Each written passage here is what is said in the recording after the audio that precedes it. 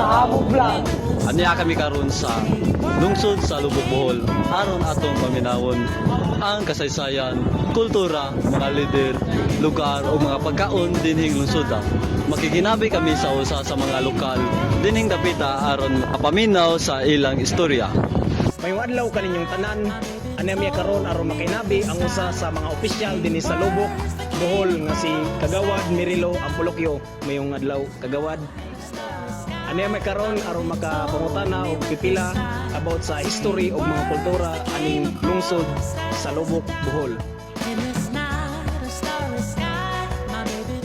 So in 1597, so Father John de la Torres founded Lobok.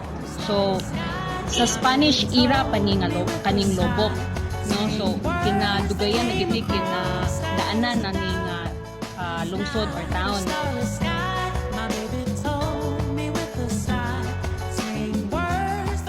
So mao na nga gitawag siya nga Lobok kay during kuno kay moingon naman tag kuno, no, kay kanang istorya naman ni sa mga kalibuangan.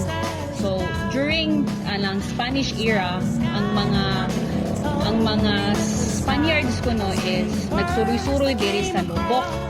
So while ang mga Lubukanon naglubok kaning humay, naglubok sila nya nangutana ang mga Spaniards nga gaunsa mo or what are you doing. So kaning mga tagalubok na ko man kahibaw og unsa nimong kuan ilahang language. So ang ila kong gitawag is galubok. So ato na siguro na sinugdan nato nga unsa ang lubok karon. Kinsa man ang mga nahimong mayor dinhi sa lungsod sukad kaniadto hangtod karon. Aduna ba sila ay mga dakong nahimo o proyekto nga hangtod karon makita pa og makatabang sa katawhan? So sa ako ang mga nahibaw-an, ang kinaunhan na kong nahibaw-an is si Mayor Cecilio Sarigumba, and then si former Mayor Leon Galipusan, then former Mayor Helen Alabang, then currently karon si Mayor Raymond Hala. So sa una, luoy ang gingon po nila is luoy po ang Lobok, no? So pila pa ni ka kuan nga dili o unsa ang nakita ninyo sa Lobok karon layo ra kuno kayo ni sa una. Sa panahon ni Mayor Leon ato na ning boom og sugod ang Lobok.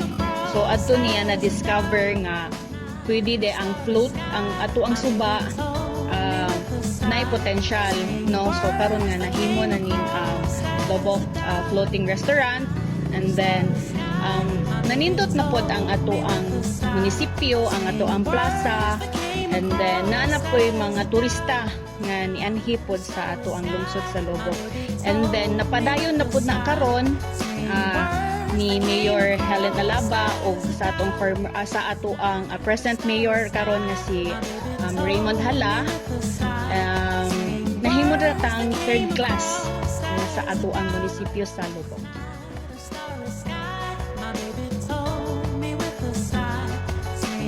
So unang-una, ang batasan sa usa ka Lubukanon marespeto. So naagi hapon ni gitawag na to nga moamen, no? So ang Lobok is very religious nga pagkatao. Natay gitawag nga Bulibong Kingking Festival, mao na ang paghalad sa ato ang senior ato ang Birhen sa Guadalupe de Extremadura. So kana is every May 2024. So naa na siya fluvial or gitawag nga sambat, no? So pagprosesyon sa mga bangka sa ato ang mga floating mga bangka nato sa ato ang suba. So i-fluvial nato ang ato ang Birhen, and then naapod na gitawag nga Bulibong Kingking, mao na ang usa ka dance ritual nga pag-pray sa ato ang Birhen sa Guadalupe. And then every December sad mag-start ang suroy mo na ang suroy sa musikero. So mag-start na siya sa December 25, and then mahuman na siya sa February 2. So every day from December 25 to February 2, every day is usa ka barangay ang mag-celebrate.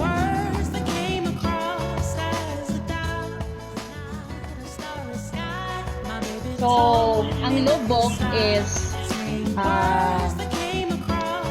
known for eating carabao meat. So, natay gitawag na kilawin, no? So, every Saturday, naagyo na yung mamaligya sa merkado o mga carabao meat. So, ang suda na niya is katong carabao meat, ang kanang sudlanan dito po sa maong kuan sa kabaw, and then blood. So, lami kay na siya, tamis-tamis, aslom-aslom. So, mao gyud na moral makaingon ta nga specialty sa ato ang lungsod sa Lubok. And then makita po na siya sa mga restaurants sa ato ang mga restaurants around Lubok. So mga adobong kabaw usasad na siya. So any carabao meat mo na yung specialty natin sa Lubok. Okay, so ang Lubok no is known nga babahaan, di ba? So kung naagyo na bagyo, di jud mawa ang Lubok nga usa sa mabahaan sa ato ang probinsya sa Bohol. But bisan pa og kanang mabahaan ning Lubok, kaning mga taong mga Lubokanon mubalik gyud gyapon sa Lubok. Kung asa ka nabuhi adto siguro gyapon ka mamatay, maopod na istorya sa mga Lubokanon. So nindot ang Lubok, peaceful, mga respetado ang mga Lubokanon. And then ang tradisyon sa Kalubokanon, no, ang mga silingan kanang malipay ta, magkasinabtanay sila niya, makaingon ang giingon nila is Lubok piece of heaven. So naana tanan ana niya, turismo, environment, suba, no? Kung unsa kalinaw sa suba, maupod ang Lubok. Daghang salamat sa inyong oras kagawad o sa istorya nga imong gisambit kanamo. Takong tabang kini aron mas mailhan og maigugmaan pa nato ang atong lungsod pag-usab. Daghang salamat og mayong adlaw kagawad. Salamat.